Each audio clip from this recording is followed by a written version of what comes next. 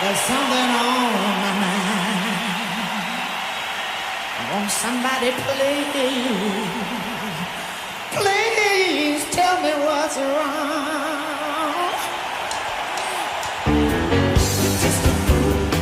Once called the Queen of Rock and Roll, Tina Turner has since retreated from the limelight and has chosen to enjoy life as she is now well into her 80s. However, she pops up in the news once in a while, and in this video, you will learn the latest details about her, including 2022 updates. However, it would be unfair to explore recent happenings in her life without looking at what made her so famous. Have you subscribed to our YouTube channel yet? If you haven't, kindly touch the subscribe button and tap the bell icon to get a notification for the next time we drop one of our interesting videos. Here are 10 quick facts about Tina Turner that you should know before you can claim to know who she is. 1. Although she was born in America, Turner is considered a Swiss singer and actress. However, she only became a Switzerland citizen in 2013. 2. She should be about 83 years in 2022, as she was born in November 1939. 3. She began her career as a singer for Ike Turner's band, Kings of Rhythm, in 1957. She used to be known as Little Ann. 4. Tina Turner and Ike formed their own band in 1960, and she was the lead singer while Ike was the overall leader of their group. They released hits like It's Gonna Work Out Fine, River Deep, Mountain High, and Proud Mary.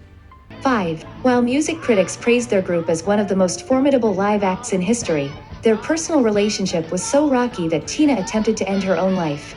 6. When she left him in 1976, their divorce was messy, but their work legacy suffered even more, and she struggled to eat for the next 2 years due to debt and lawsuits by investors. 7. Tina Turner is considered a career miracle because after the mess that her relationship with Ike caused, many believed that her singing days were over, yet, in 1980, she launched what is tagged one of the greatest comebacks in music history. 8. She would eventually win a Grammy Award for her comeback song and earn a #1 Billboard Hot 100 spot as well. Also, she set a Guinness World Record for the largest paying audience for a solo performer in 1988. 9. Turner has appeared in several films and had many others made about her. She has 12 Grammy Awards and became the first black artist and first female to be on the cover of Rolling Stone. 10. She had 2 biological children, one with Raymond Hill and the other with Ike Turner, and 2 adopted kids, who were biological children of Ike, with other women.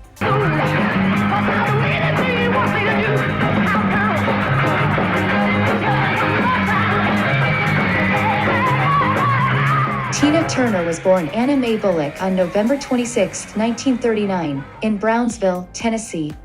She was the youngest daughter of Zelma Priscilla, née Curry, and Floyd Richard Bullock.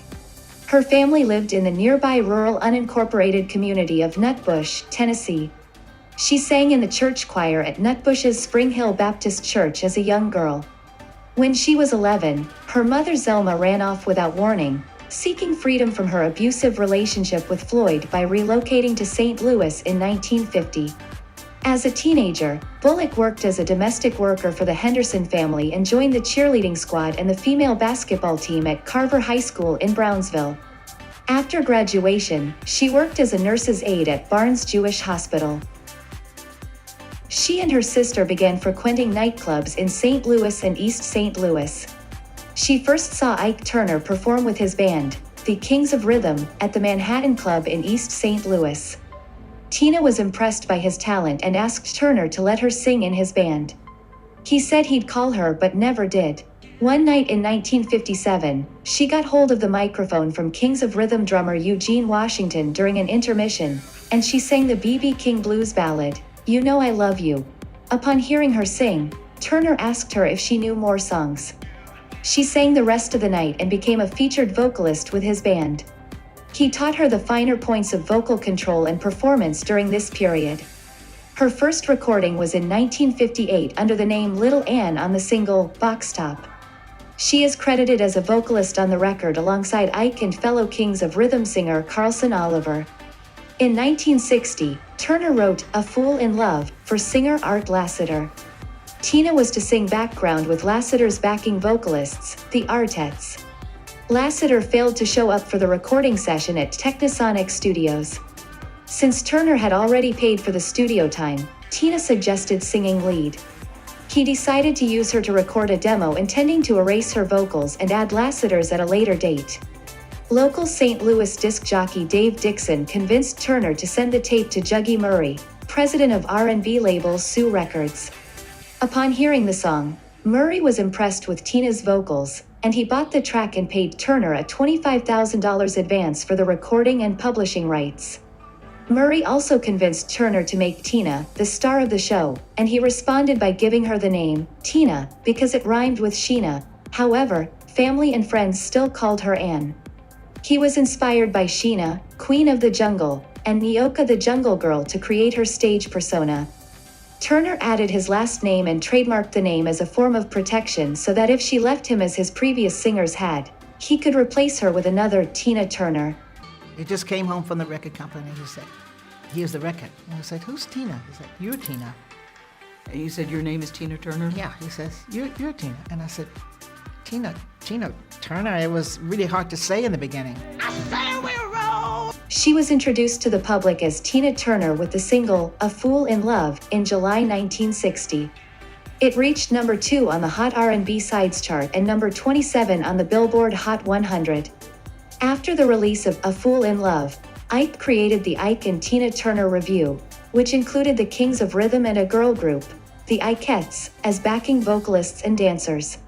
During the days of the Chitlin circuit, the Ike and Tina Turner Revue built a reputation as one of the most hottest, most durable, and potentially most explosive of all R&B ensembles, rivaling the James Brown Revue in terms of musical spectacle. Cleaned a lot of plates in Memphis, and I pumped a lot of tang down in New Orleans. Turner's first credited single as a solo artist, Too Many Ties That Bind, We Need an Understanding, was released from Ike's label Sonia Records in 1964. In 1964, they signed with Loma Records, a subsidiary of Warner Brothers. Records, which was run by Bob Krosno. Krosno became their manager shortly after they left Sue Records. On the Warner Brothers label, they achieved their first charting album with Live. The Ike and Tina Turner Show peaked at number 8 on the Billboard Hot R&B LPs chart in February 1965. You, please believe me, darling, 'cause you made my life complete. And now I know I'm gonna love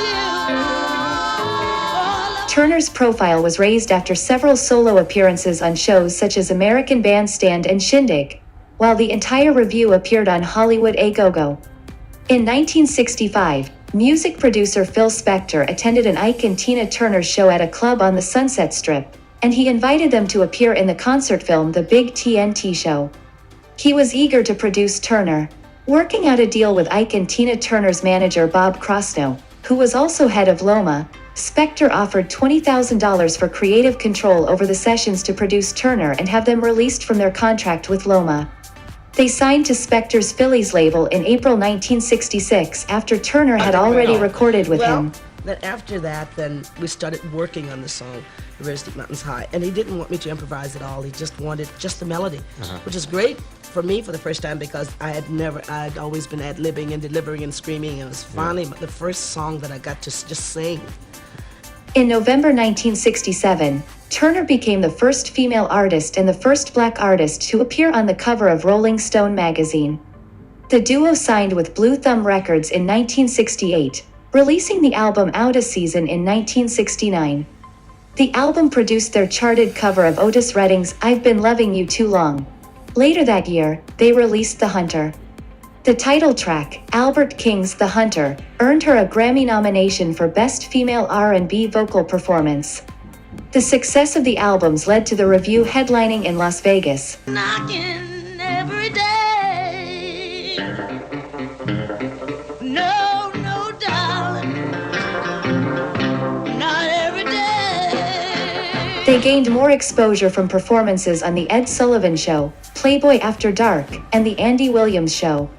In early 1971, their cover of Creedence Clearwater Revival's Proud Mary became their biggest hit.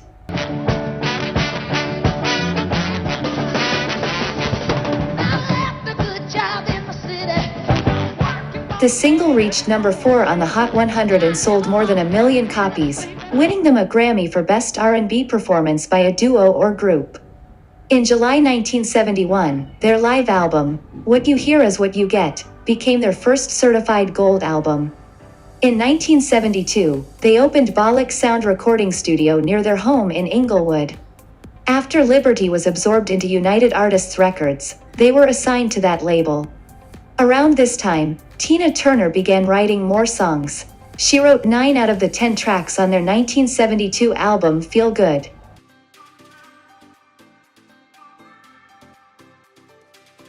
Her first solo album, Tina Turns the Country On, earned her a nomination for Best R&B Vocal Performance, Female. That year, Turner filmed the rock opera Tommy in London. She played the Acid Queen, a drug-addicted prostitute. Her performance was critically acclaimed. She also appeared on Anne Margaret's TV special. Following the release of Tommy in 1975, another solo album by Turner was released titled Acid Queen. The album reached number 39 on the Billboard R&B chart. That danced. And I remember Lily Richards said, Tina dances. You know, it's hard for us to compete with her because I always did the twist, By the mid-1970s, Ike was heavily addicted to cocaine, which hindered his relationship with Tina. In 1976, they headlined at the Waldorf Astoria, New York and signed a television deal with CBS TV.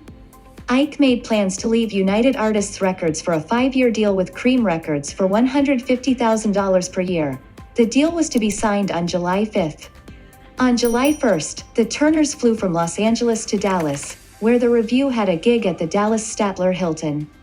They got into a physical altercation en route to the hotel. Shortly after arriving at the hotel, Turner fled from Ike and later hid at a friend's house.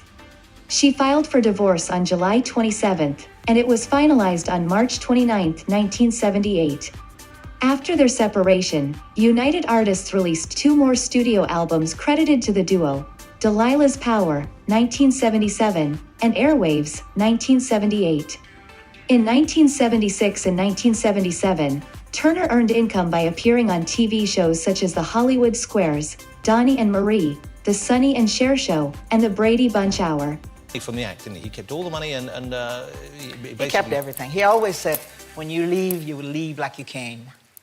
Right? Wow. And why was... As lawsuits were mounting for canceled Ike and Tina Turner gigs, Turner resumed touring to pay off her debts with finances given to her by United Artists executive Mike Stewart. In 1978, she released her 3rd solo album, Rough, on United Artists with distribution in North America and Europe on EMI. That album, along with its 1979 follow-up, Love Explosion, which included a brief diversion to disco music, failed to chart, so United Artists Records and Turner parted ways. Without the premise of a hit record, she continued performing and headlined her 2nd tour. In 1979, Australian manager Roger Davies agreed to manage Tina Turner after seeing her perform at the Fairmont Hotel in San Francisco. She worked in Italy as a regular performer on the REIT 1 TV series Luna Park, hosted by Pippa Baudo and Heather Parisi. Later that year, she embarked on a controversial 5-week tour of South Africa during the apartheid regime. She later regretted the decision, stating that she was naive about the politics in South Africa at the time. In October 1981, Rod Stewart attended Turner's show at the Ritz in New York City and invited her to perform Hot Legs with him on Saturday Night Live. In November, Turner opened for the Rolling Stones during their 1981 American tour. Turner's recording of The Temptations' Ball of Confusion for the UK production team BEF became a hit in European dance clubs in 1982. In 1982, Turner appeared on the album Music of Quality and Distinction Volume 1 Inch by BEF, a side project of Heaven 17, singing Ball of Confusion. She filmed a music video for Ball of Confusion that aired on the fledgling music video channel MTV, becoming one of the first Black American artists to gain airtime on the channel.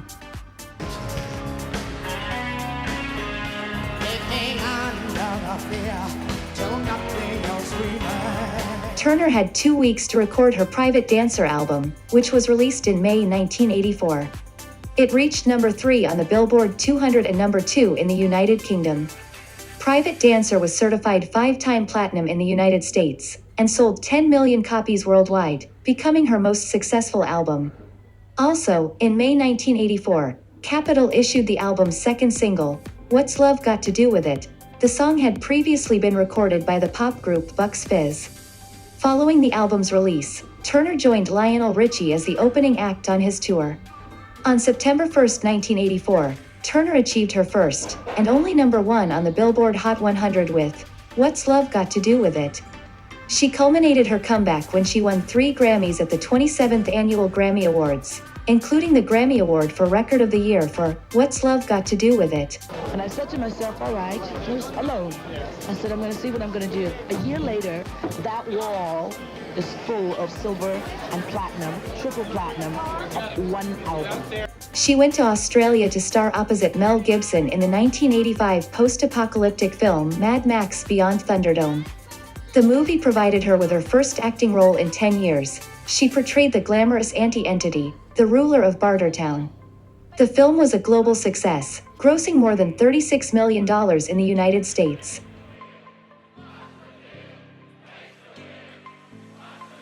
In 1986, Turner released her 6th solo album, Break Every Rule, which reached number 1 in 4 countries and sold over 5 million copies worldwide within its first year of release. The album sold more than 1 million copies in the United States and Germany alone. The album featured the singles, Typical Male, Two People, What You Get Is What You See, and the Grammy-winning, Back Where You Started. Prior to the album's release, Turner published her autobiography I, Tina, which became a bestseller. That year, she received a star on the Hollywood Walk of Fame.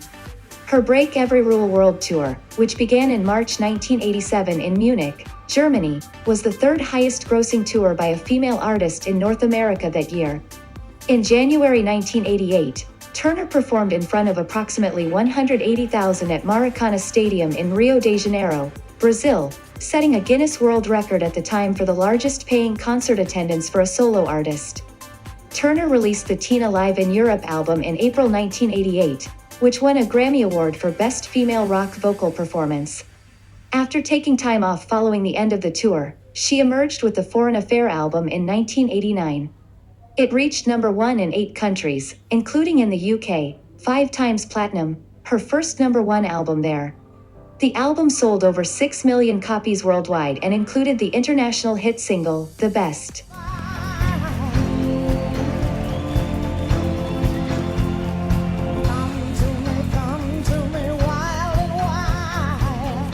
Turner released her first greatest hits compilation, Simply the Best, in October 1990, which sold 7 million copies worldwide. The album is her biggest seller in the UK, where it's certified 8 times platinum with more than 2 million copies sold. In 1991, Ike and Tina Turner were inducted into the Rock and Roll Hall of Fame. Ike was incarcerated at the time, and Tina did not attend.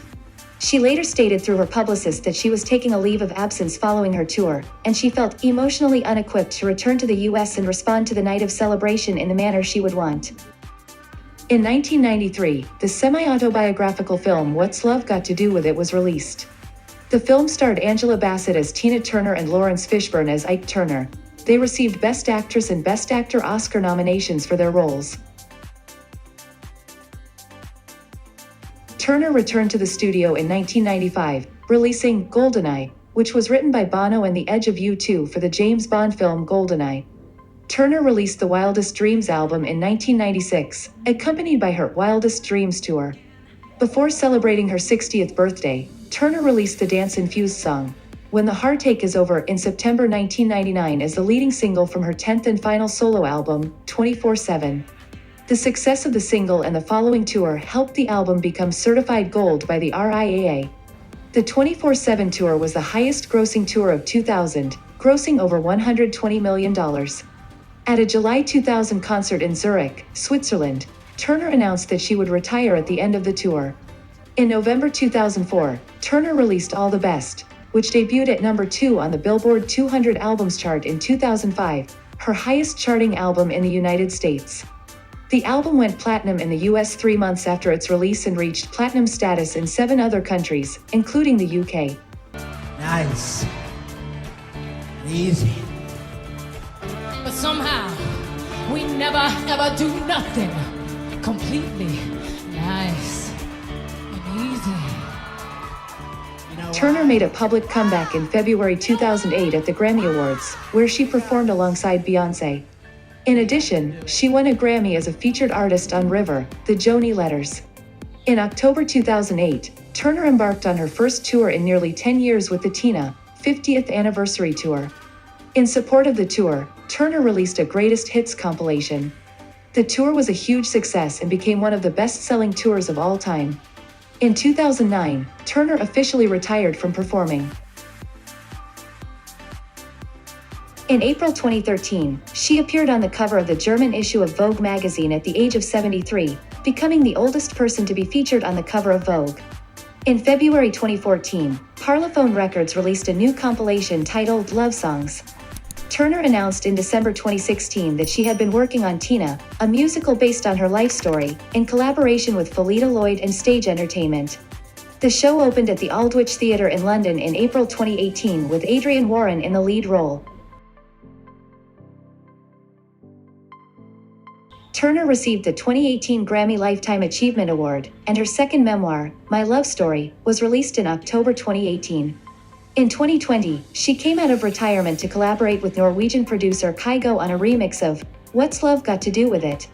With this release, she became the first artist to have a top 40 hit in 7 consecutive decades in the UK. In 2020, Turner released her third book Happiness Becomes You, a guide to changing your life for good. She co-wrote the book with American author Taro Gold and Swiss singer Regula Curti. It was chosen by Amazon's editors as a best nonfiction book of 2020. In 2021, Turner appeared in the documentary film Tina, directed by Dan Lindsay and T.J. Martin. In October 2021, Turner sold her music rights to BMG Rights Management for $50 million. Later that month, Turner was inducted into the Rock and Roll Hall of Fame as a solo artist, accepting her award via satellite from her home in Zurich, Switzerland. This is the latest that we have heard about Tina Turner. However, she is still very much alive, and hopefully, she has more years to live. Are there some quick facts you feel like we missed? Please let us know in the comment section below, and check out this other recent clip from Sidomex Entertainment.